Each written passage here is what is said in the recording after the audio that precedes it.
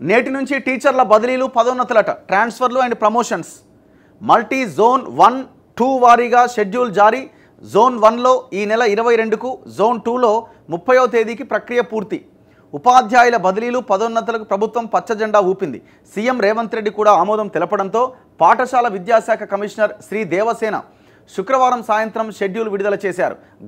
ఈ నెల 8వ తేదీ నుంచి ప్రక్రియ మొదలు కాబోతున్నది గత ఏడాది సెప్టెంబర్లో న్యాయ వివాదాలతో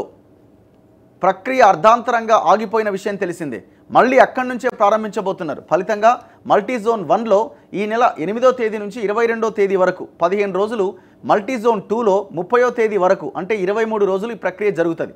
మల్టీ జోన్ 2 పరిధిలోని రంగారెడ్డి జిల్లాలో కోర్టు కేసులు ఉన్నందున మల్టీ జోన్ స్థాయి అయిన గెజిటెడ్ హెచ్ఎంల పదోన్నతులు మాత్రమే పూర్తి చేశారట పదోన్నతులు పొందేది మొత్తం ఎంతమంది అంటే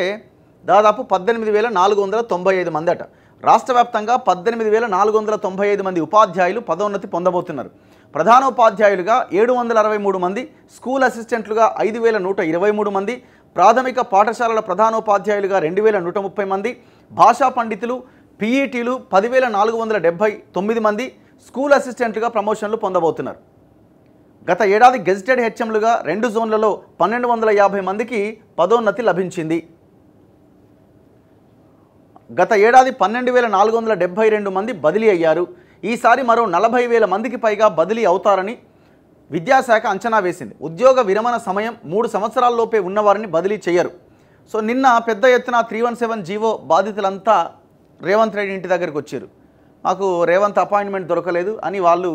పాపం ఆందోళన వ్యక్తం చేస్తూ ఉన్నారు అప్పుడు ఆ జీవో మీద ఏంది అసలు మీది ఎప్పుడు నిర్ణయిస్తారు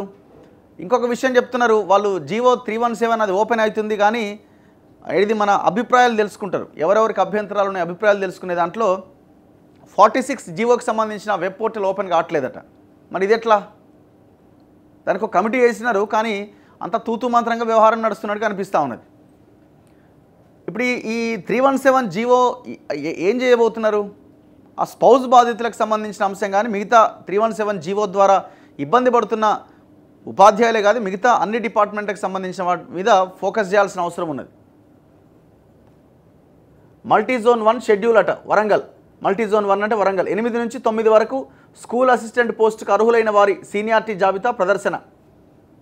8 నుంచి 9వ తేదీ వరకు 13 నుంచి 16వ తేదీ వరకు ఆన్లైన్లో వెబ్ ఆప్షన్లు నమోదు పదోన్నతి జీవోలు జారీ 17వ తేదీ ఎస్జిటీల బదిలీలకు ఖాళీల వెల్లడి 18 నుంచి 20వ తేదీ వరకు సీనియారిటీ జాబితా వెల్లడి వెబ్ ఆప్షన్లు నమోదు 21 నుంచి 22 వరకు ఎస్జిటీలకు ట్రాన్స్ఫర్ ఉత్తర్వులు మల్టీ జోన్ 2 షెడ్యూల్ 8వ తేదీన గెజిటెడ్ హెచ్ఎం పదోన్నతులకు అర్హులైన ఎస్సీల జాబితాను విడుదల చేస్తారట 10 నుంచి 11వ తేదీ వరకు తుది సీనియారిటీ జాబితా వెల్లడి వెబ్ ఆప్షన్ల నమోదు ట్రాన్స్ఫర్ ఉత్తర్వులు జారీ 12 నుంచి 13 వరకు స్కూల్ అసిస్టెంట్ ఖాళీల వెల్లడి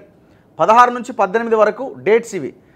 ఎస్సీల బదిలీలకు తుది సీనియారిటీ జాబితా వెల్లడి ఆప్షన్ల నమోదు 19వ తేదీన స్కూల్ అసిస్టెంట్ల ట్రాన్స్ఫర్ల ఉత్తర్వులు జారీ చేస్తారట